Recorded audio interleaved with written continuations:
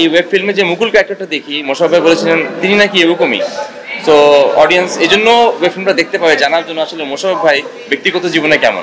মোশাররফ ভাই অসাধারণ শিল্পী হওয়ার সাথে সাথে অসম্ভব বিনয়ী। মোশাররফ ভাই তো জাত অভিনেতা, উনি যে ক্যারেক্টারই করুক না কেন আমার কাছে মনে হয় দর্শক পর্দায় তাকিয়ে থাকতে বাধ্য হবে এবং বাধ্য হয়।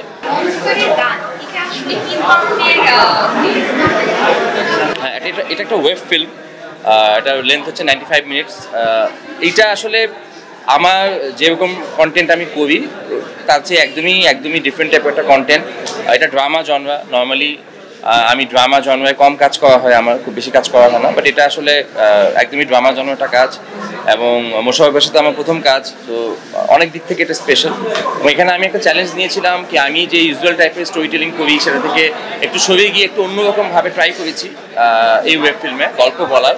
সো আমি আসলে খুবই এক্সাইটেড দেখার জন্য অডিয়েন্স আসলে কীভাবে এটাকে গ্রহণ করে। এক্সপিরিয়েন্স অসাধারণ ছিল। এটা বলা হয়ে থাকে যত বড় মানুষ হয় তত বিনয়ী হয়। মোশাররফ ভাই অসাধারণ শিল্পী হওয়ার সাথে সাথে অসম্ভব বিনয়ী এবং ডিরেক্টরস আর্টিস্ট, উনি অনেক সাপোর্ট করেছেন এবং আসলে গল্পটা ওনার খুব ভালো লেগেছিল। প্রথমবার গল্পটা শোনার পর উনি আমাকে যেটা বলেছিলেন কি এটা আসলে তার জীবনের গল্প। আমরা এই ওয়েব ফিল্মে যে মুকুল ক্যারেক্টারটা দেখি, মোশাররফ ভাই বলেছিলেন তিনি নাকি এরকমই। সো অডিয়েন্স এই জন্য ওয়েব ফিল্মটা দেখতে পাবে, জানার জন্য আসলে মোশাররফ ভাই ব্যক্তিগত জীবনে কেমন। এটা একটা সত্য ঘটনা অবলম্বনে, ছায়া অবলম্বনে তৈরি ওয়েব ফিল্ম। সো যে রিয়েল ক্যারেক্টারটা যা জীবনের উপর বেস করে গল্পটা তৈরি করা হয়েছে, ওনার এইজটা আমরা যে এইজটাতে মোশাররফ ভাইকে দেখেছি সেই এইজের উনিও ছিলেন।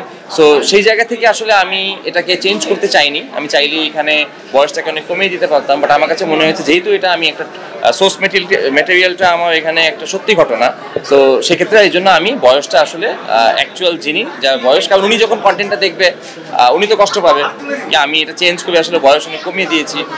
আর যেটা আপনি বললেন মোশাররফ ভাই তো জাত অভিনেতা, উনি যে ক্যারেক্টারই করুক না কেন আমার কাছে মনে হয় দর্শক পর্দায় তাকিয়ে থাকতে বাধ্য হবে এবং বাধ্য হয়। সো এটা আসলে ওনার একটা অসাধারণ প্রতিভা আমি মনে করি।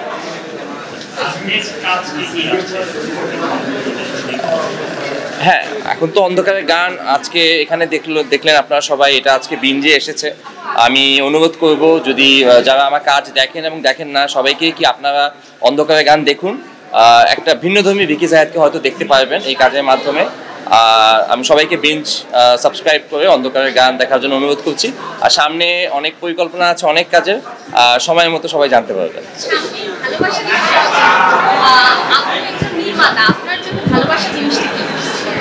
ভালোবাসা একটা অনুভূতি, এটা ভালোবাসা দিবস, ভালোবাসা আসলে আমি ফিল করি কোনো দিবসে আসলে আবদ্ধ থাকে না। এটা আমরা একটা চেষ্টা করছি একটা 14 ফেব্রুয়ারিতে এটাকে আটকে রাখার জন্য, এরকম কিছু না। ভালোবাসা মুক্ত, ভালোবাসা স্বাধীন।